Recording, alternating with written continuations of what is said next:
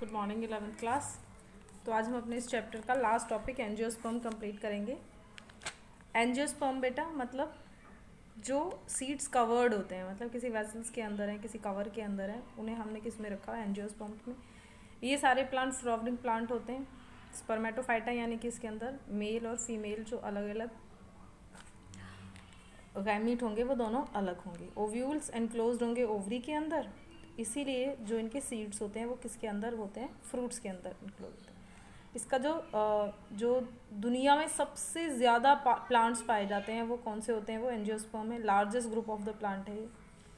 Vascular tissues इसके अंदर बहुत अच्छे से डेवलप होते हैं, यानी कि ये सबसे ज़्यादा डेवलप प्लांट्स है। तो सिंपल सी बात है कि वेस्कुलर यानी जाइलम और फ्लोएम के अंदर, जाइलम में वेसल्स भी मिलेंगे और फ्लोएम्स के अंदर सीव ट्यूब्स भी कम्प्लीटली डेवलप होती है। सबसे छोटा जो प्लांट होता है इसका वो वॉल्फिया होता है। इतना छोटा होता है कि आप उसे अपनी फिंगर टिप पे भी रख सकते हो, इतना छोटा प्लांट होता है ये, लेकिन उस पर भी फ्लावर आता है।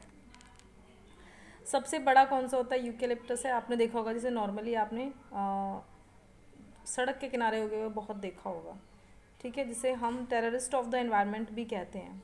ज़्यादातर नाले वगैरह के आसपास ही लगाए जाते हैं। यूकेलिप्टस से बहुत लंबा हो जाता है, ठीक है।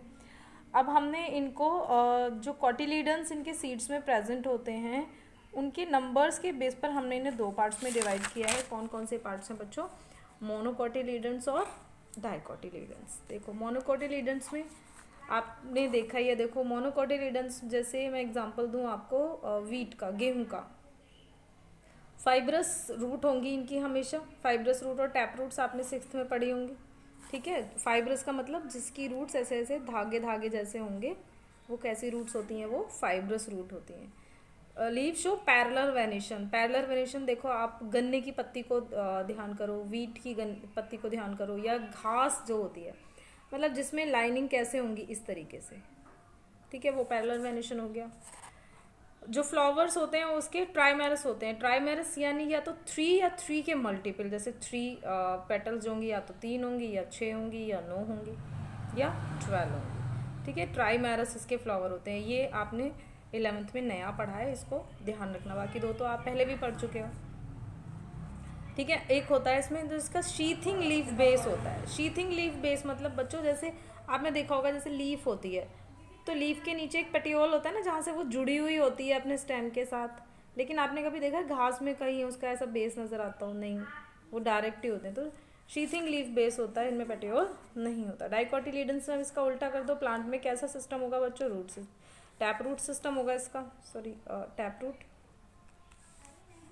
ठीक है। और लीव्स के नीचे क्या होगा, पेटियोल होगा, यानी कि वो जुड़ी होती है अपने स्टॉल के साथ, ठीक है। रेटिकुलेट वेनेशन, रेटिकुलेट वेनेशन आपने बचपन में पढ़ा हुआ है, यानी कि 6th क्लास में। अब आपके लिए वो छोटी क्लास हो गई है कि जिसकी लीव्स ऐसी होंगी वो कैसा होता है, वो रेटिकुलेट वेनेशन होता है।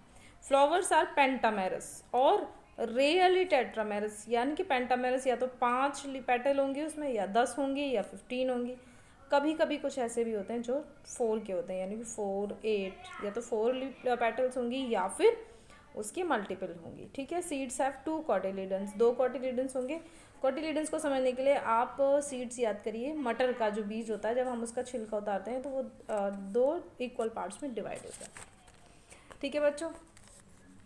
फ्लावर क्या है, इनका एंजियोस्पर्म का रिप्रोडक्टिव पार्ट है, ठीक है। तो ये हमने 10th में भी बहुत अच्छे से पढ़ा है। होप्स हो कि आप इस पिक्चर से पहले से ही फेमिलियर हैं कि स्टिग्मा है, ये क्या है, ये स्टाइल है, नीचे ओवरी आ गई, ओवरी के अंदर ओव्यूल्स भी होते हैं, ये एंथर है, ऊपर वाला ये फिलामेंट। एंथर कभी भी ग्रीन कलर का नहीं होता, क्योंकि ये कभी भी फोटोसिंथेसिस नहीं करता है। ये सेपल है, और जिसके ऊपर ये सारा अरेंजमेंट लगा हुआ होता है वो रिसेप्टाकिल होता है, ठीक है। इसमें हमने मेल रिप्रोडक्टिव पार्ट कौन सा होता है हमारा बच्चों, एंथर होता है, और ये क्या है, इसका फिलामेंट है, ठीक। तो देखो हम उसे क्या कहते हैं, इस टोटल इस पूरे पार्ट की अगर हम बात करें, एंथर प्लस फिलामेंट, तो क्या हो जाएगा, वो हमारा स्टेमन हो जाएगा, फिलामेंट प्लस एंथर, ठीक है। अब थोड़ा सा एंथर के बारे में 11th में थोड़ा सा डिटेल में हम पढ़ते हैं कि एंथर बाइलोब्स होता है, यानी कि उसके अंदर 2 लोब्स होती हैं, आर सेपरेटेड बाई कनेक्टिव, ठीक है। जिससे ये बीच में से जुड़ा हुआ होगा उसको क्या कहेंगे, कनेक्टिव। जैसे फिलामेंट है, उसके बीच में एक वो पाइप की जैसी स्ट्रक्चर हो गई ना, जहाँ से वो जुड़ा हुआ है। तो ये बाइलोब्स जो होते हैं ये सेपरेटेड होते हैं। अब देखो ईच एंथर लोब, मतलब एक लोब में दो थीका होंगे। थीका क्या होता है बेटा, जैसे सैक लाइक स्ट्रक्चर, देखो ये इस तरीके से। एक हमने क्या कहा है, बाई लोब हैं, दो लोब हैं, और हर एक लोब के अंदर कितने हैं, 2 थीका है, यानी कि अगर 2 लोब हैं तो टोटल कितने हो गए, 4 थीका हो गए। अब ईच थीका में क्या होगा, 1 माइक्रोस्पोरेंजिया। ये हमने पीछे अभी जिम्नोस्पर्म में, माइक्रोस्पोरेंजिया क्या होता है, male part reproductive part of the flower. ठीक है, देखो ये क्या है, ये तो कनेक्टिव हो गया आपका, ठीक है, और ये स्पोरेंजस हो गया आपका। ठीक है, एक स्पोरेंजिया जो माइक्रोस्पोरेंजिया होगा वो हर एक थीका में एक होगा। ये देखो, ये अंदर एक इसमें रखा हुआ है, एक इसमें रखा हुआ है, एक इसके अंदर है और एक इसके अंदर है। ठीक है, एंथर इज टेट्रास्पोरेंजिया, यानी कि 1 2 3 4, हर एंथर में कितने टोटल कितने हो गए, थीका हो गए आपके 4, तो उसमें कितने स्पोरेंजिया भी कितने हो जाएंगे, टोटल 4 हो जाएंगे। ठीक है, ये अलग से एक स्ट्रक्चर भी मैंने आपको बना के दिया ताकि आपको इस पूरी थ्योरी को समझने में थोड़ी सी हेल्प मिल जाए। एंथर क्लोज माइक्रोस्पोरेंजिया, एंथर के अंदर माइक्रोस्पोरेंजिया बंद होता है। Where the microspores mother cell undergo meiosis, जिसके अंदर माइक्रोस्पोर मदर सेल मियोसिस में जाती हैं। मियोसिस में क्या होता है कि वो अपने नंबर्स को डिक्रीज करते हैं to form microscopes. Microscope develop into the pollen grains, और यही माइक्रोस्कोप मेच्योर होकर के पोलन ग्रेन्स में डेवलप हो जाते हैं। जब हमने जिम्नोस्पर्म पढ़ा था तब मैंने उसमें ज़्यादा और डिटेल से आपको इसके बारे में बताया भी था, पूरी हमने एक फ्लो चार्ट टाइप में उसको बनाया था। अब हम आ जाते हैं फीमेल की तरफ। पिस्टल आपको पता ही है, स्टिग्मा, स्टाइल और ओवरी, ये तीनों मिलकर के बने हुए होते हैं बच्चों। ठीक है, हम इसको क्या बोलते हैं, लेकिन 11th में हम थोड़ा डिटेल में पढ़ेंगे, तो हम इसे बोलेंगे मेगास्पोरेंजियम। ठीक है, ओव्यूल भी कहते हैं। ओव्यूल में क्या होगा, ovule occur inside the ovary, ये जो पार्ट है हमारा ये क्या है, ओवरी के अंदर है, एंड अटैच टू प्लेसेंटा। ठीक है, और ये प्लेसेंटा से अटैच्ड होता है by means stall called funicle. ठीक है, वो एक फ्यूनिकल होता है उस स्टॉल को जिससे प्लेसेंटा अटैच होता है, उसे हम क्या कहते हैं, फ्यूनिकल कहते हैं। It fuse with the ovule at the point known as the hilum. ठीक है, जहाँ से भी ओव्यूल किसके साथ फ्यूज होगा, ओव्यूल्स के साथ, उस जगह को हम क्या कहते हैं बच्चों, उसे हम कहते हैं हाइलम। ठीक है, ओव्यूल आर सराउंडेड बाय 1 इंट्यूगमेंट और 2 इंट्यूगमेंट, जो बाहर की उनकी लेयर्स होती हैं। याद करिए, मैंने जब जिम्नोस्पर्म पढ़ाया था उसमें इसकी स्पेशल मैंने एक पिक्चर बनाई थी कि ओव्यूल जो होता है वो सराउंडेड होगा या तो 1 इंट्यूगमेंट से या 2 इंट्यूगमेंट से। अब फर्टिलाइजेशन कैसे होता है, डबल फर्टिलाइजेशन होता है इसमें। देखो, सिनगैमी है, मेल और फीमेल गैमेट एक दूसरे के साथ फ्यूज करेंगे, जाइगोट बनाएंगे, जाइगोट चला जाएगा फिर एम्ब्रियो में। अभी इसकी एक पूरी लाइफ साइकिल पिक्चर भी जैसे मैंने आपको जिम्नोस्पर्म में समझाई थी वैसे भी समझाऊंगी। ट्रिपल फ्यूजन होगा तो बहुत सारे यानी कि अदर मेल गैमेट्स होंगे और 2 पोलर न्यूक्लियाई होते हैं। ये दोनों मिलकर के आपस में क्या बनाएंगे, एंडोस्पर्म बनाएंगे, और जो एंडोस्पर्म होता है वो फूड फॉर द एम्ब्रियो, मतलब इसके बाद जब ये डेवलप होगा, एम्ब्रियो में कन्वर्ट होगा, तो वो उसके लिए फूड का काम भी करता है। अब हम फॉर्मेशन ऑफ फ्रूट की बात करेंगे। ओव्यूल किस में कन्वर्ट हो जाता है, सीड्स में, और ओवरी किस में कन्वर्ट हो जाती है, फ्रूट में। ये हमने 10th में भी पढ़ा है। सीड्स के कौन से पार्ट होते हैं, एम्ब्रियो, प्ल्यूम्यूल, मतलब अगर जब कोई सीड जर्मिनेट करता है तो एक उसके अंदर जर्मिनेशन पार्ट ऊपर से निकलता है और एक जर्मिनेशन पार्ट नीचे से निकलता है।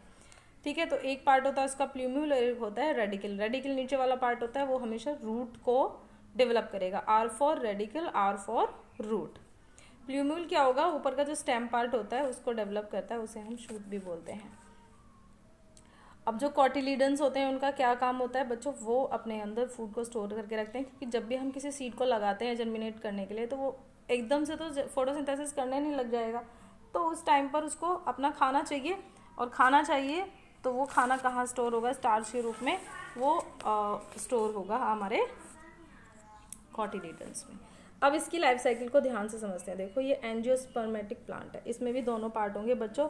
स्पोरोफाइटिक फेज भी चलेगा इसमें डिप्लॉयड 2n, और गैमेटोफाइट फेज भी चलेगा जो सिंगल है। कैसे ये दोनों साइकिल एक दूसरे के साथ फ्यूज होंगी। फ्लावर हो गया बच्चों, उसमें एक पार्ट कार्पल हो गया, एक स्टेमन हो गया। कार्पल आपको पता ही है, हम फीमेल पार्ट को कहते हैं, और स्टेमन किसको कहते हैं, हम मेल पार्ट को कहते हैं। ठीक है, कार्पल में क्या होगा, ओव्यूल होगा। स्टेमन में कौन सा पार्ट है, एंथर है। उसमें क्या है, 4 माइक्रोस्पोरेंजा, जो भी हमने पीछे पिक्चर देखी, ठीक है। माइक्रोस्पोरोजीनियस टिश्यूज से वो बने हुए होते हैं। ये क्या होगा, मेगास्पोरेंजिया। इसके अंदर क्या है, न्यूसिलस है, ठीक है। न्यूसिलस ने क्या किसको डेवलप किया है, मेगास्पोर मदर सेल को। और इसने, इस टिश्यू ने किसको डेवलप किया है, megaspore mother cell, microspore mother cell को। अब देखो, अब ये रिडक्शन डिवीजन यानी कि किस में गया, मियोसिस में गया। इसने अपनी जितने भी नंबर में ये बने उनको इसने फ्यूज़ करना शुरू कर दिया। ये मेगास्पोर्स बने। अब यहाँ से स्पोरोफाइटिक जो फेज था वो ख़त्म हुआ।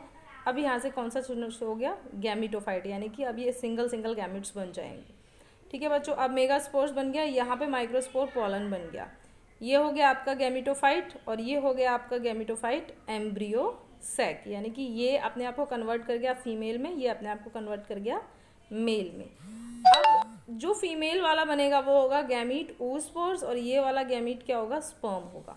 दोनों सिनगैमी करेंगे, आपस में फर्टिलाइज हो जाएंगे, दोनों के जो न्यूक्लियस हैं वो फ्यूज होंगे आपस में, किस में कन्वर्ट हो जाएंगे बच्चों, जाइगोट में, ठीक है। oospores हो गया है। अब जाइगोट आपको पता ही है माइटोसिस करेगा, यानी कि अपने न्यूक्लियस को डिवाइड करना शुरू करेगा, एम्ब्रियो में कन्वर्ट हो जाएगा, और फिर एम्ब्रियो से कन्वर्ट होते हुए अपने आप को सीड में कन्वर्ट करेगा, और फिर से जर्मिनेट होकर के एक दूसरे एंजियोस्पर्मिक प्लांट को वो जन्म देगा, या एक नए एंजियोस्पर्मिक प्लांट का बर्थ हो जाएगा। तो ये इसको आप 3-4 बार बना के देखोगे तो आपको अच्छे से ये लर्न भी हो जाएगी और समझ में आनी शुरू हो जाएगी। 11th में कुछ नई टर्म्स आती हैं तो थोड़ा सा डिफिकल्ट लगता है, लेकिन 1-2 बार प्रैक्टिस करोगे तो आपको बहुत आसान लगेगा ये।